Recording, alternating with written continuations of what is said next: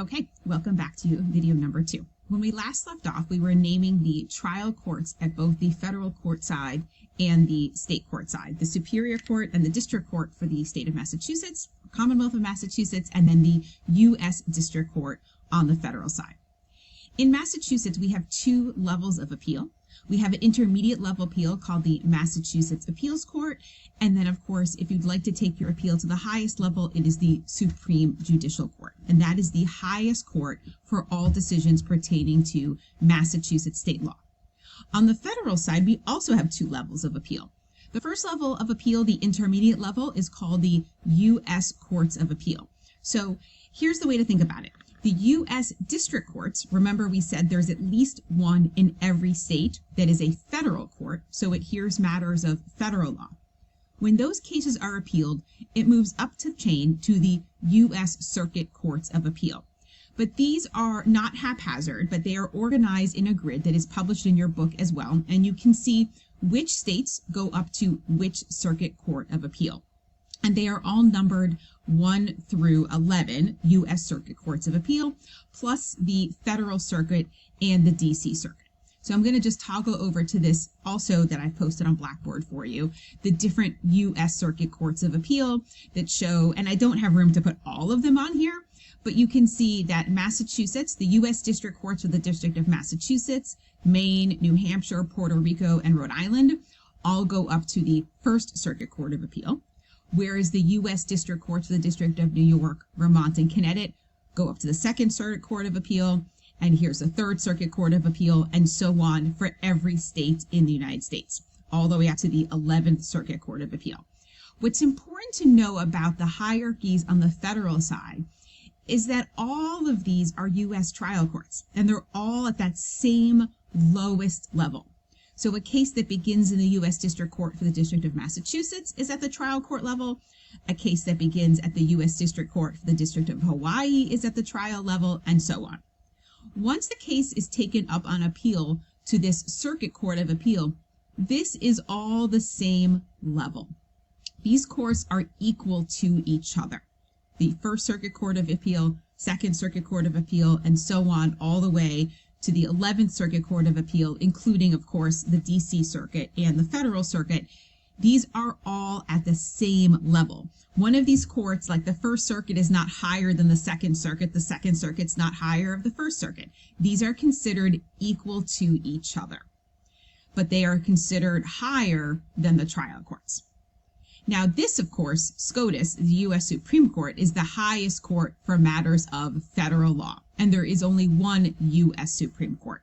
So the U.S. Supreme Court has discretionary authority, and they can choose from the cases that are attempted to be appealed, from the appeals taken, they choose which cases they would like to hear. And so the U.S. Supreme Court is the highest court of the federal hierarchy, just like the Supreme Judicial Court is the highest court of the state hierarchy. And every state has a state highest court, although some go by other names like a Supreme Court, not necessarily the Supreme Judicial Court. So if you just go back with me and be patient while I go back to the PowerPoint, and you can see that I've labeled them for you here. So the names of the state courts in Massachusetts and the names of the federal courts as well. So it is really important to get these down. So again, we know where our client is. So when we are doing any research of cases for our client, step 1 is to find out where our client's matter is pending. Are they in state court or are they in federal court?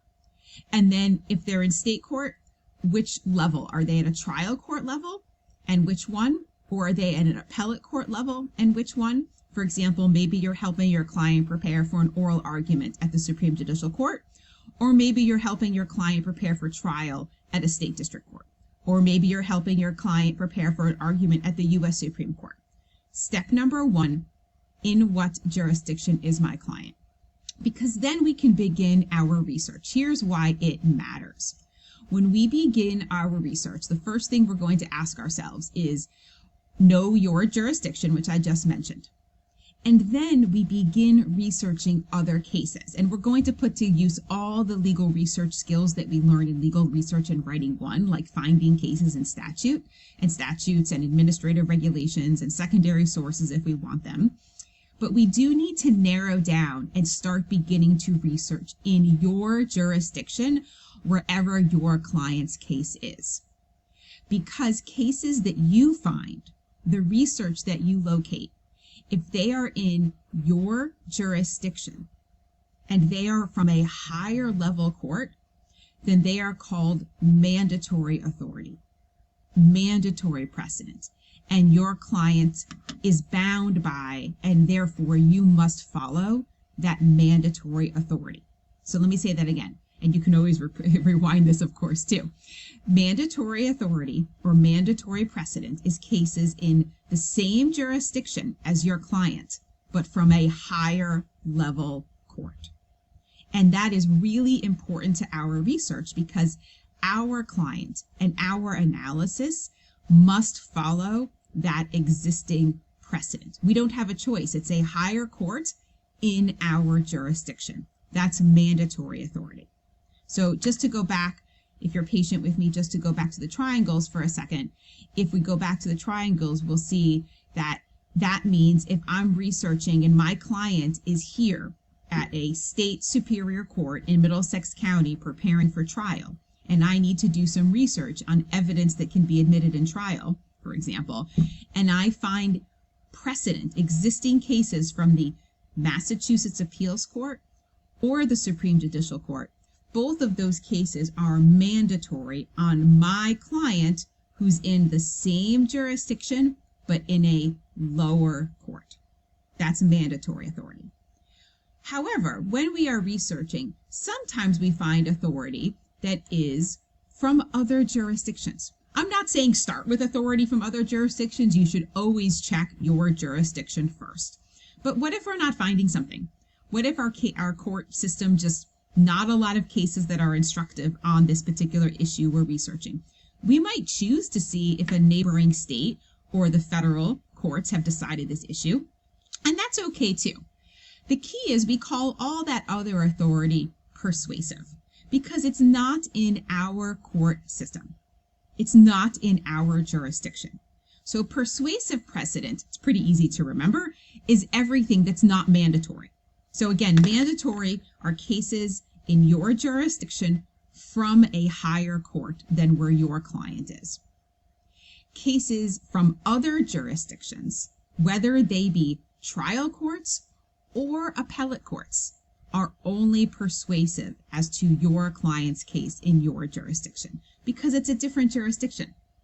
So if my client has a case here in Middlesex County Superior Court, and I'm not finding any SJC or Massachusetts Appeals Court cases that are instructive on my issue, and I expand my research to neighboring states or all 50 states, and I find a really instructive case from the Supreme Court of California, and I say, whoa, it's a Supreme Court, that case is still persuasive on my Massachusetts case here. Because even though it's a higher court, it's not in my jurisdiction. The same is true for federal. So, and again, there's some complicating issues, which I will save to another time, or if you would like, reach out to me, we can do a deeper dive.